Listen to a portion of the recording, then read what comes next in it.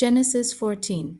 In those days Amraphel king of Shinar, Arioch king of Elasar, Kedorlaomer king of Elam, and Tidal king of Goim went to war against Bera king of Sodom, Bersha king of Gomorrah, Shinab king of Admah, Shimaber king of Zeboim, and the king of Bela, that is, Zor. The latter 5 came as allies to the valley of Siddim, that is, the Salt Sea. For 12 years they had been subject to Kedorlaomer, but in the 13th year they rebelled.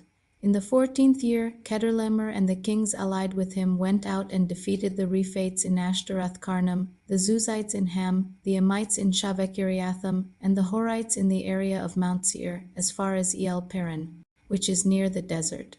Then they turned back to invade En-Mishpat, that is, Kadesh, and they conquered the whole territory of the Amalekites, as well as the Amorites who lived in Hazazon Tamar. Then the king of Sodom, the king of Gomorrah, the king of Admah, the king of Zeboim, and the king of Bela, that is, Zor, marched out and arrayed themselves for battle in the valley of Siddim. Against Kedorlaomer king of Elam, Tidal king of Goim, Amraphel king of Shinar, and Arioch king of Elasar, for kings against 5. Now the valley of Siddim was full of tar pits, and as the kings of Sodom and Gomorrah fled, some men fell into the pits, but the survivors fled to the hill country. The 4 kings seized all the goods of Sodom and Gomorrah and all their food, and they went on their way. They also carried off Abram's nephew Lot and his possessions, since Lot was living in Sodom.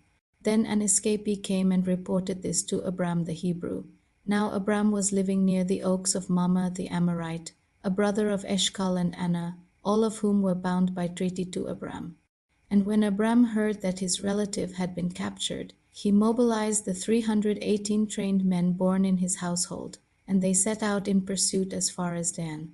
During the night, Abram divided his forces and routed Kedorlaomer's army, pursuing them as far as Hobah, north of Damascus.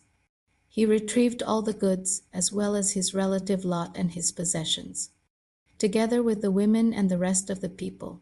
After Abram returned from defeating Kedorlaomer and the kings allied with him, the king of Sodom went out to meet him in the valley of Shaveh, that is, the king's valley. Then Melchizedek king of Salem brought out bread and wine, since he was priest of God Most High. And he blessed Abram and said, Blessed be Abram by God Most High, creator of heaven and earth, and blessed be God Most High, who has delivered your enemies into your hand. Then Abram gave Melchizedek 1/10 of everything. The king of Sodom said to Abram, Give me the people, but take the goods for yourself. But Abram replied to the king of Sodom, I have raised my hand to the Lord God Most High, creator of heaven and earth, that I will not accept even a thread or a strap of a sandal or anything that belongs to you, lest you should say, I have made Abram rich. I will accept nothing but what my men have eaten and the share for the men who went with me. Aner, Eshcol, and Mamre, they may take their portion.